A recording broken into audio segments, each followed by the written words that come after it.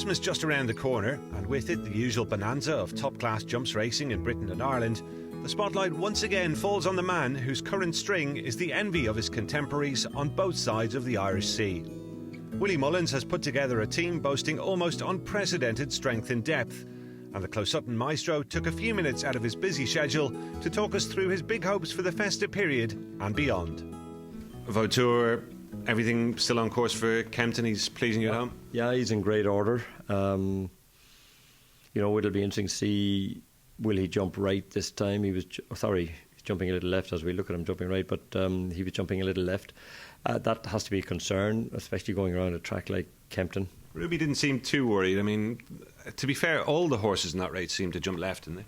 Well, when the one in front does it, the rest seem to follow. Even the horse that was tailed off, though, seemed to be there. Yeah, but that's what happens. Horses take a lead and they follow the one in front. Kempton will be a different race, and there's probably going to be something else making the running, and hopefully he'll jump straight, and we'll follow him. How excited are you by the prospect of what could be the best King George for years, really, on paper? I know you'd be quite happy just to have a stroll around there, but it's going to be some race if they all turn up. Yeah, I don't particularly want the best King George for years. I'd be just happy with our own little race, but it looks like it's going to be a really tough assignment. But the King George is the King George, and it's a hell of a race to win. We were lucky enough to win it once with Florida Pearl, and I think until you win it, you don't realise what a huge race it is. We're probably caught up in Ireland with Leopardstown and our big day in Leopardstown, and the King George mightn't often be on TV all the time. So it probably passes us by a bit, but certainly the feedback and reaction we got the time Florida Pearl won it, it was like winning the Grand National. It wasn't as big as winning the Grand National, but it nearly was. So it was. It's actually a huge race to win. And I know the Gold Cup is the long-term dream for Rich Ritchie and the team at Vautour. Does he have to win, or at least put up a really bold show to keep that alive at Kempton? I think it's his first time over 3 miles, so that's going to answer a big question on how he handles that. We know he goes around Cheltenham. We know he flies around Cheltenham. So it's going to be, we're all going to learn a lot. I don't know the answers. We're going there. It's a race, a fantastic race. It'll be easy after the race, I think, to answer that question. But why bother trying to answer before that?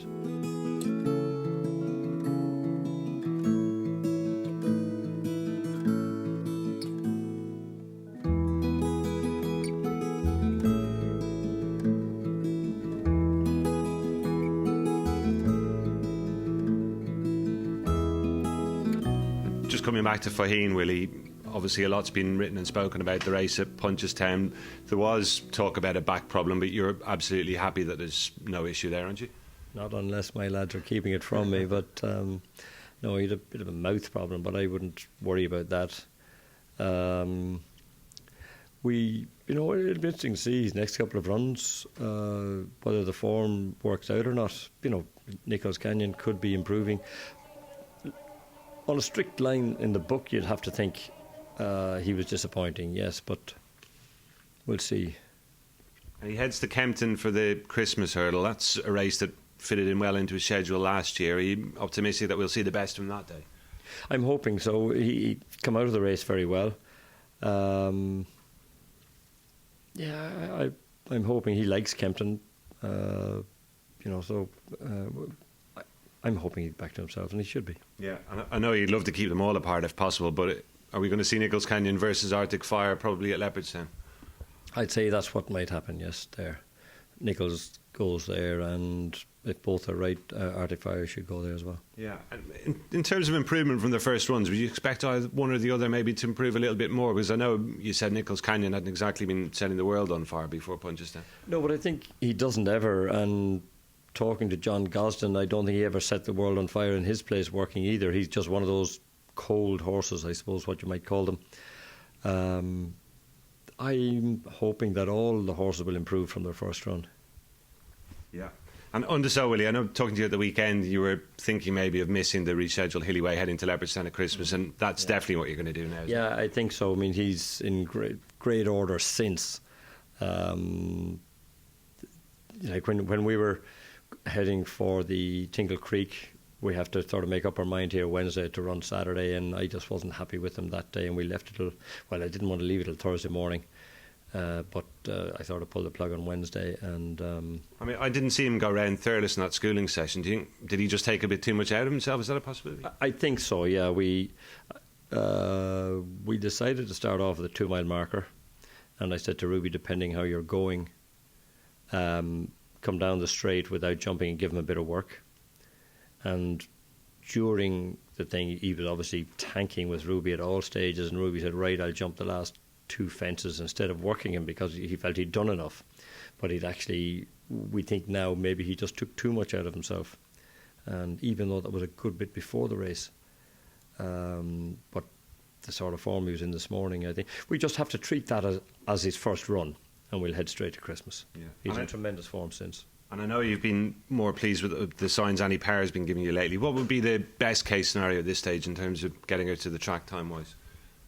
I'm happy to go to Cheltenham with her first run, but I haven't an update yet from last Sunday, which was that we were going to look at her this week and reassess her. And once that happens, then, you know, if we get a run into her before Cheltenham, that might mean she might have a different target. At the moment, I suppose her target would look to be the Mayor's Hurdle if she doesn't get a run. And if she does get a run, it might give us a bigger option. Yeah, and just a couple of the other established stars. Willie Deschamps, he made a great comeback from injury. Is the Lexus likely to be his next port of call? Yes, I'm very happy with him, and having chatted to Jigginstown there, happy, all being well, to let him take his chance there. Yeah, and Champagne Fever, he's a bit of a forgotten horse. What's the plan for him? We've seen him this morning too.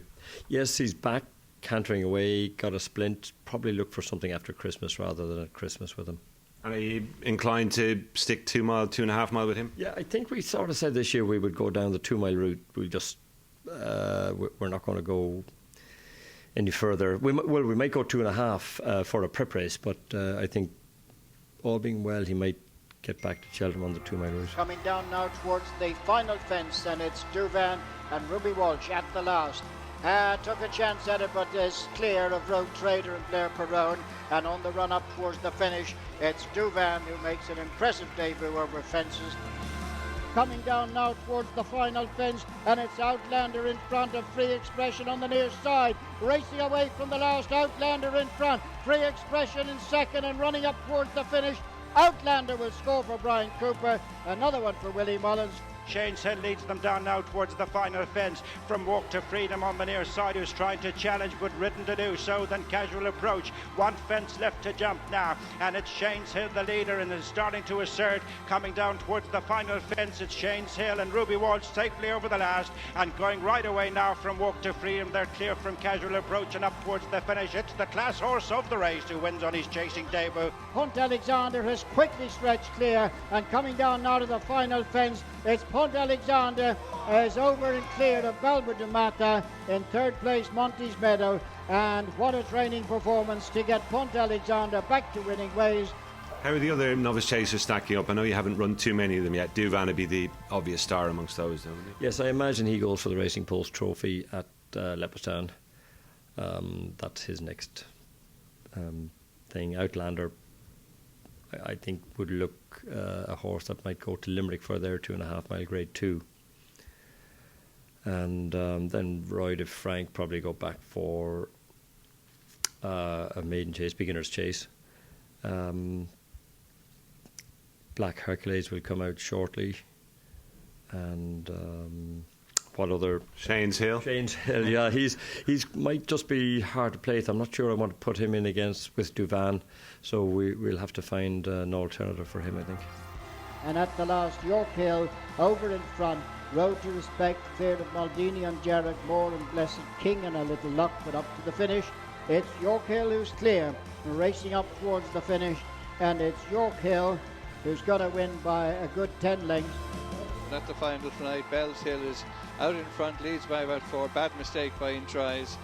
Henry regaining second spot, but as they go to the line, Bell's Hill will win comfortably. Winner of a Grade 1 bumper at Punchestown. Makes a winning start over Hurls, wins well. Down now to the final flight. Long Dog and Bacchusson, they're having a great battle. They're clear of Gunnery Sergeant. Long Dog on the far side of Bacchusson over the final flight. Long Dog in front. Bacchusson battling on the near side. Long Dog gaining the upper hand now as they go towards the line. And Long Dog extends his winning ways, but only just by half a length. But on the run of the final flight, it's Petit Mouchoir now opening up a lead. Coming towards the final flight, it's Petit Mouchoir over, chased by Loughran, a mistake by the Brock Inn, then Moon over Germany. But racing inside the final 100 yards, it's the Goffs Land Rover bumper winner, Petit Mouchoir, who wins. And just a word about the novice hurdlers, Willie. How do you view your crop this year? We've seen a few of them come out and win well. York Hill won well at the weekend. Petit Mouchoir, Long Dog and Bacchusson have been the two real stars so far, though, I suppose, haven't they? Yeah, well, at the moment, Long Dog, Bacchusson probably stick to 2 miles. The others are going to go 2.5. Bells Hill, York Hill. I think I might bring York Hill back to 2 miles. I'm going to go 2.5 with Bells Hill, but I wouldn't rule him out of coming back for the Supreme Novice Hurdle. I think he's a very good horse. Petit Mouchoir will stick at the 2 mile route for the moment. In Ireland, we probably haven't as big a selection of races, and you just have to run it when the horse is right. I'm not really worried about 2, 2, 2 or 2.5. You've got the Deloitte race after Christmas, in the new year, which is 2.5. Sorry, 2, 2. A lot will depend how they perform in those races, and then we'll make up our mind when we're heading into March, which direction we might go. We keep options open, but I think their pedigrees would suggest they can easily do 2.5 or 3, but I think 1 or 2 of them are fast enough to do 2 miles, the minimum trip. We haven't seen a Duvan yet. I mean, Bells Hill was very impressive, but probably it was, probably an ordinary enough maiden on the day. But I think he has gears enough to go 2 miles. He's a champion bumper horse. If he jumps as well as he did down in Cork, he could come back. So could York Hill. I mean, I'm a bit perplexed this morning where they're reading that he should be going up to 3 miles. I've no doubt he could, but what I saw the other day, I want to bring it back to 2. So I do. And Morning Run, she's back. She's going to be going for the mares race at Christmas, hopefully. Yes, there's a mares race the last day of Leopardstown, I think, and the conditions suit her, but she's in great form.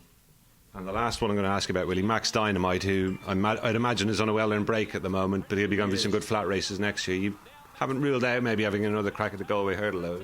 Well, I don't know. I mean, really, I want to aim at the Ascot Gold Cup, and hopefully he's good enough to go back to Melbourne. I think he's got another kilo, which might fairly dampen his enthusiasm coming up that straight this next time. But if he's in good form, I imagine we have to go. And he seems to be getting better with age, doesn't he? Yeah, he's improving. Certainly the way he ran the Galway Hurdle last year, if the handicapper didn't do too much to him, you'd have to think he'd be well worth it. And it's a huge prize too,